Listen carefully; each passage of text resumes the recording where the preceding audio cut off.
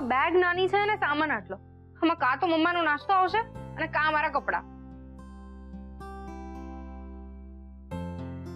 કોમલ, લે આ ખાખરા અને ખાંડવી પણ મૂકી દે. આ બધું શું છે? આટલો બધો નાસ્તો? હું કઈ 1 મહિના માટે નથી જતી. તું મહિના માટે નથી જતી એટલે જ કહું છું. કપડા ઓછા લઈ જઈશ ને તો ચાલશે, પણ આ ખાખરા, ખાંડવી અને આ ગાંઠિયા તો જોઈએ જ. મમ્મા, હવે આ બધું જ બહાર પણ મળે છે. હા, પણ ઘર જેવું ક્યાંય ન મળે, અને એમાં મુસાફરીમાં તો ખાસ. ક્યાંક તમે અટકો અથવા તો સમયે પહોંચો તો જો જમવાનું સાથે હોય ને તો એક ટંક સચવાઈ જાય. મમ્મા, મારા બધા જ ફ્રેન્ડ્સ મારા ઉપર હસશે કે તું ફરવા આવી છે કે નાસ્તાના પેકેટ વેચવા. એમાં જરાય શરમાવાનું ના હોય. અને આપણે તો ગુજરાતીઓના માટે તો પ્રખ્યાત છીએ. એક સમયે આપણી પાસે ટિકિટ ન હોય ને તો ચાલે, પણ આ નાસ્તો તો હોવો જ જોઈએ. લા, હું તારી મદદ કરું. તારાથી ના થતો હોય તો હું પેક કરી દઉં. નાસ્તો તો રાખવો પડે ને.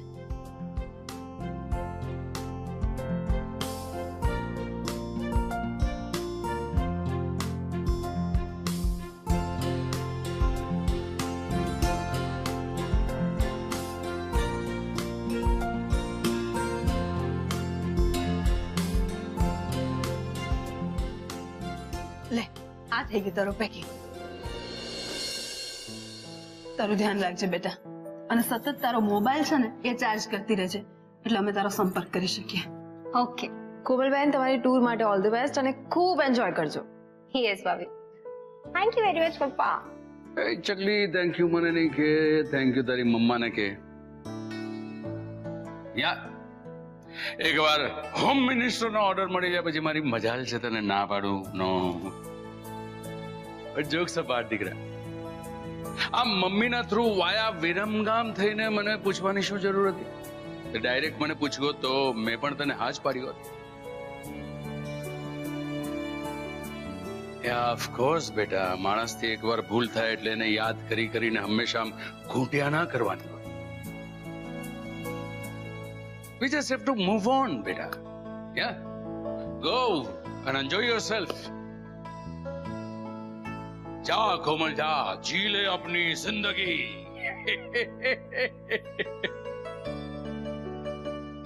અને હા દીકરા, દરેક કલાકે પાણી પીયા કરજે. એ કેમ? આ તારી મમ્મી કલાકે તને યાદ કર્યા કરશે. તું લોકોની વચ્ચે હશે ત્યાં તને અચાનક હેડકીઓ ચડશે, લોકો હસશે, એટલે પાણી પીયા કરજે, હેડકીઓ નહીં આવે. બાય પપ્પા. બાય મા બચ્ચું. હાય મમ્મા. બાય બેટું. ચાલો આપણા ચકલી બેન ચાલ્યા ફરવા.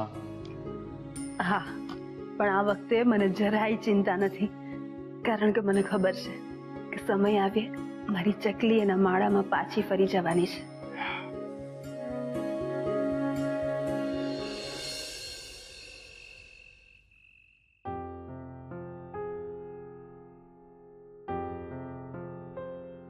શું વાત છે? આજે તું ઓફિસ ના આવી? એકચ્યુઅલી મમ્મીજીને અથાણા બનાવવા માટે મદદ કરતી હતી અને કોમલબેન પણ બહાર જતા હતા, એટલે મેં મારું કામ ઘરેથી જ પતાવી દીધું. એક કામ કરું છું, તમે ફ્રેશ થઈ જાઓ, હું જમવાનું ગરમ કરી લઉં. અરે જમવા પરથી યાદ આવ્યું, એકચ્યુઅલી તને એક વાત કહેવાનું જ ભૂલી ગયો. આવતીકાલે સવારે મારો બેસ્ટ ફ્રેન્ડ ઋષભ અને એની વાઈફ સ્વીટી બેંગ્લોરથી આવી રહ્યા છે અને એ લોકો અહીંયા જ રોકાવાના છે. અચ્છા ઠીક છે, તો હું ગેસ્ટ રૂમ તૈયાર કરાવી દઈશ. ગુડ. તને ખબર છે, બાળ મંદિરથી લઈને સ્કૂલમાં, કોલેજમાં અમે લોકો સાથે જ ભણ્યા. એક્ઝામમાં સાથે ભણતા હતા, સાથે ફરતા હતા, બધું સાથે જ કર્યું. અરે એ તો મને એમ કહેતો હતો કે આપણે મેરેજ પણ સાથે કરશું અને ફરવા પણ સાથે જઈશું. પણ આપણા મેરેજ વહેલા થઈ ગયા અને એના જસ્ટ હમણાં જ થયા.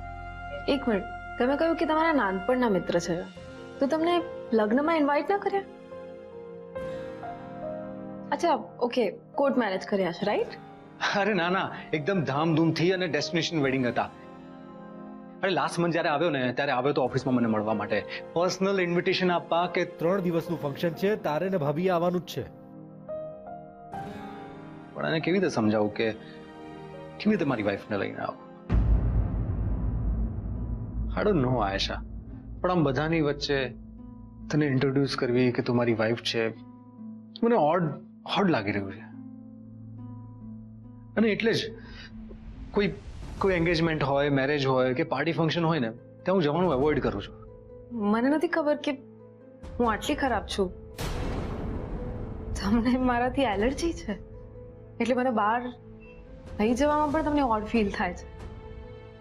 મને વાઇફ તરીકે ઇન્ટ્રોડ્યુસ કરતા મને સંકોચ થાય છે, શરમ આવે છે. અરે આશા, મારું કહેવાનો મતલબ એ નહોતો. તો શું મતલબ હતો? અચ્છા, હા, વાઇફને વાઇફ તરીકે એક્સેપ્ટ નથી કરી એટલે વાઇફનું ટાગ તો કેવી રીતે અપાય? Very natural. જો આશા, નહીં, પ્લીઝ પ્લીઝ, હવે તમે કંઈ નહીં બોલો અને મારે કંઈ નથી સાંભળવું.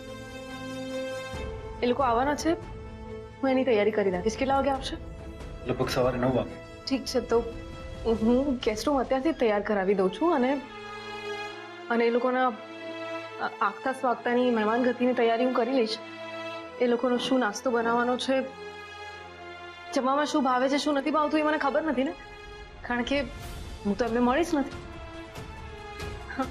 જો મળી હોત તો હું એમને ઓળખતી હોત તો મને ખબર હોત, મેં જાણી લીધું હોત. કારણ કે તમારા ફ્રેન્ડ છે ને, એમની વાઈફ છે, હું એમને મળી નથી એટલે મને તો ખબર નહીં હોય. આ બધી ડિટેલ તમારે જ મને આપવી પડશે. અને હા, બીજી વાત, તમે મને એ પણ કહી દેજો કે મારે એમની સામે આવવાનું છે કે નથી આવવાનું. તો શું છે, મને ખબર પડે કે મારે પોતાની જાતને કેવી રીતે ઇન્ટ્રોડ્યુસ કરવાની છે, કે પછી ઇન્ટ્રોડ્યુસ કરવાની પણ છે કે નથી કરવાની. કમ ઓન યાર, હવે તું વધારે પડતું રિએક્ટ કરી રહી છે. મારો કહેવાનો મતલબ એ નહોતો આશા. નહીં, તમે જેટલું કહ્યું એટલું એનફ હતું. એમાં હું બધું સમજી ગઈ.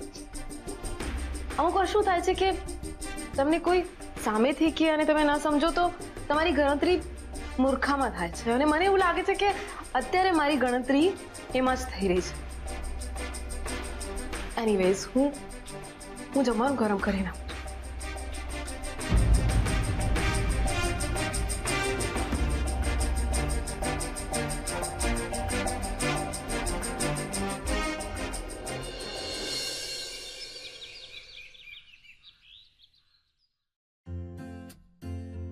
Welcome. Wait. First of all, congratulations to both of you. Thank you. તારી સાથે તો છે ને વાત જ ના કરવી જોઈએ. લાસ્ટ મોમેન્ટ સુધી ભાઈ એવું કહ્યું કે હું લગ્નમાં આવી છે ને છેલ્લી ઘડી આવ્યા જ નહીં. અરે યાર, આ બધી વાત તારે અહીંયા કરવી છે? પેલા ઘરમાં તો આવ. ને તને હવે ટાઈમ મળે છે કોંગ્રેચ્યુલેશન્સ કહેવાનો? મારું ચાલે ને તો અહીંથી પાછો જતો રહું. ઓકે, ભૂલ થઈ ગઈ મારી, સોરી. બસ અંદર આવ ને, ચાલ ને પ્લીઝ.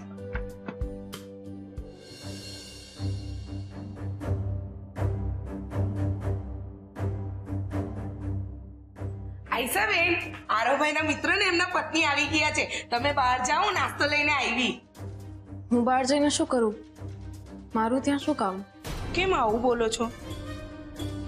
આરવભાઈના મિત્ર ને એમના પત્ની આવ્યા હોય તો એ લોકોના સ્વાગત માટે તમારે બહાર તો જવું જ જોઈએ ને. હા, બહાર જવું જોઈએ. હું એમ કહેતી હતી કે અહીંયા બધું કામ બાકી છે ને, તો હું બહાર જઈને શું કરું? એ લોકો આમ પણ ઘણા ટાઈમ પછી મળ્યા છે, એમને નિરાતે વાત કરવા દો. ની, તમે બહાર જાઓ, હું અહીંયા બધું કામ કરી લેવા. હે,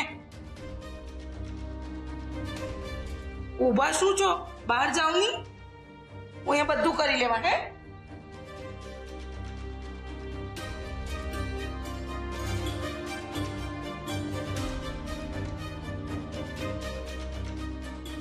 હા ઈશાબેન, એવું કેમ બોલ્યા કે મારું બાર હું કામ?